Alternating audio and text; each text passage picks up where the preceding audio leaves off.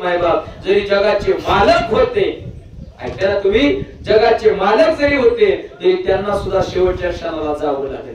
ऐकताना तुम्ही, कुठल्या ना कुठल्या माध्यमातून त्यांना संपवावं लागलं, त्यांना जल समाधी घेतली. पण खरं सांगू का, आता समाधी घेण्याचा अधिकार तुम्हाला आम्हाला राहिला नाही, किंवा शासन आता त्याला मान्यता देत नाही. मग आपल्या लोकांचं जाणं 3 माध्यमातून सांगून सेवा थांबवतो. ऐका, 3 माध्यमातून माणूस मरतो. एक, वांसांचे जीर्णानि यथा विहाय नवानि गृणाति नरोपरानि तथा शरीरानि विहाय जीर्णान्यानि सयाति नवानि देहि. म्हणजे जीर्ण होऊन माणूस मरतो. माणूस जन्माला येतो, 80-90 वर्षापर्यंत जगतो, नंतर जातो, म्हणजे म्हातारा होऊन जातो. त्याला जीर्ण होऊन जाणं म्हणायचं. आता माणूस जीर्ण होऊन जातो, म्हातारा होऊन जातो. एक माणूस दुसरं म्हणजे माणूस नासून जातो. तुम्हाला महाराज कसं ऐका, हो, नासून जाणं म्हणजे काय हो? नासून जाणं म्हणजे एखादा भयंकर आजार जडणं, आपली कुठलीही प्रक्रिया आपल्याला स्वतःला न करता येणं. ऐकताना तुम्ही, किंवा आपण एका जागेवरती पडणं, बरेच दिवस एका जागेवरती राहणं, नंतर मरण येणं, याला म्हणायचं नासून मरणं. म्हणून ज्ञानोबराय म्हणतात, आणि शरीर जाता घवे हे नाशिवंत स्वभावी. काय म्हटले?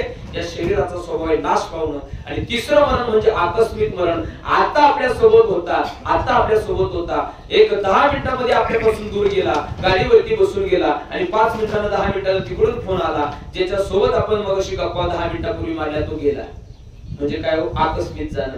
आता होता क्षणार्धात नाहीसा होणं, याला म्हणायचं आकस्मिक मरण. या 3 मरणामध्ये माणूस मरत असतो, या 3 मरणाने माणूस जात असतो. मला सांगायचंय, एकदा जन्माला माणूस आला ना त्याला मारावं लागतं. म्हणून पण मरत असताना आपण चांगलं कर्म करून मेलं पाहिजे. भला किसी का कर न सके तो बुरा किसी का मत करना.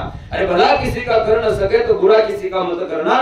फूल नाही बन सके तो काटे बनकर मत रहना. एखाद्याच्या आयुष्यामध्ये फुलं टाकता येत नसतील तर टाकू नका, पण कुणाच्या आयुष्यामध्ये मात्र काटे मात्र पसरू नका. की जसं की आपल्या बाबांचं जीवन चरित्र, प्रामाणिकपणे ड्युटी आपली स्वतःची पार पाडली, किंवा आपलं काम प्रामाणिकपणे पार पाडलं. आणि मी सांगू का तुम्हाला, देवपूजा म्हणजे वेगळं काही नाही. देवदेव करायचं, भक्ती करायची म्हणजे नेमकं काही नाही. याच्या वेगळे सांगू का तुम्हाला, बारीक ऐका.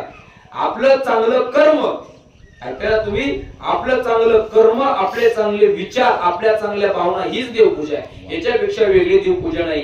जे काही आपल्याला काम आपल्या वाट्याला आलंय ना, ते आपण काम प्रामाणिकपणे पार पाडणं, हीच आपली देवपूजा. याच्या पलीकडे सांगू का, तुमच्या गावामध्ये आता सध्या प्रवचन आहे, तुमचे सरपंच आहेत का इथे?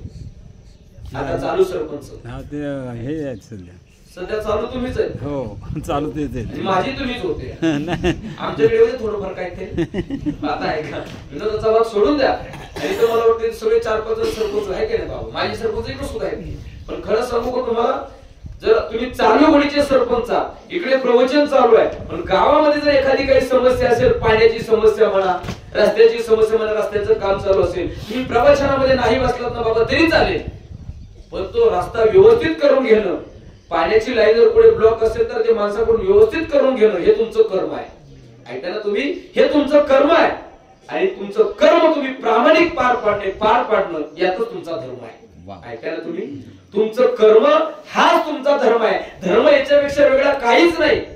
देवपूजा म्हणजे सांगू का नेमकं काय?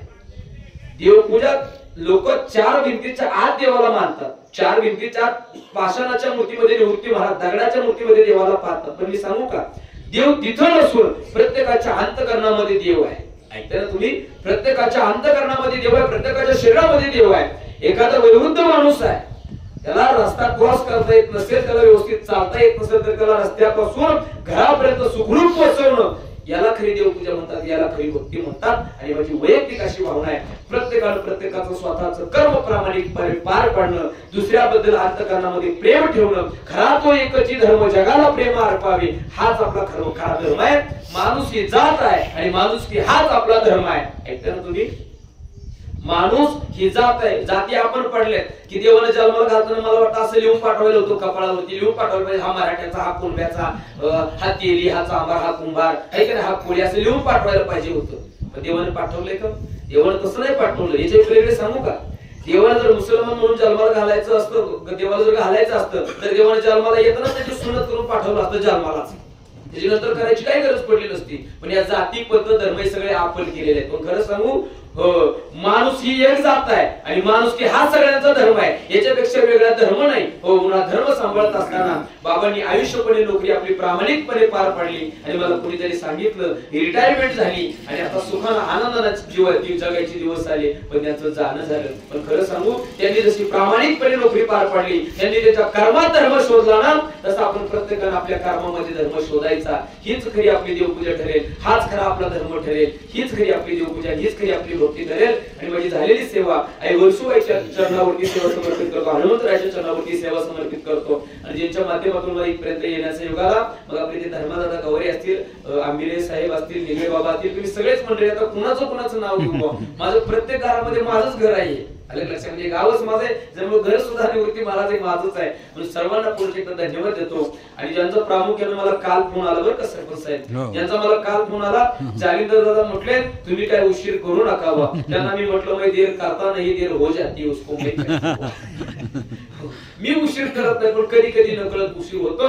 म्हणून जालिंदर दादांना देखील धन्यवाद देते. इथं नाहीत, काही कारणास्तव पुणे या ठिकाणी आहेत, त्यांचा सुद्धा मला काल फोन आला, म्हणून सर्वांना एकदा धन्यवाद देतो. आणि माझी झालेली सेवा, हो, आई वर्सुबाईच्या चरणावरती सेवा समर्पित करतो. माझे गुरुवर्य प्राध्यापक केदारेश्वर बाबा जाधव बाबांच्या चरणावरती सेवा समर्पित करतो. माझी झालेली सेवा ज्या संस्थेमध्ये मी शिकलो, 12 वर्ष आळंदीत राहत असताना या संस्थेमध्ये मी शिक्षण माझं पूर्ण केलं. सद्गुरु जोग महाराजांच्या चरणावरती सेवा समर्पित करतो. आपल्या भागाचं वैभव, आपल्या भागाचं भूषण, स्वानंद सुमनेवासी वैकुंठवासी गुरुवारी कोंडाजी बाबा डेरे असतील, त्यामध्ये आमचे चुलत आजोबा हरिभक्त परायण वैकुंठवासी लक्ष्मण महाराज आतखेडे असतील, बाबाच्या चरणावरती सेवा समर्पित करतो. आणि माझा पंढरीचा पांडुरंग, माझा विठोबा बडव्यांच्या हातामध्ये होता, तो मुक्त करून तुमच्या माझ्या हातामध्ये देणारे आपल्या तालुक्याचं वैभव संतवीर रामदास बाबा मनसुख बाबांच्या चरणावरती सेवा समर्पित करतो.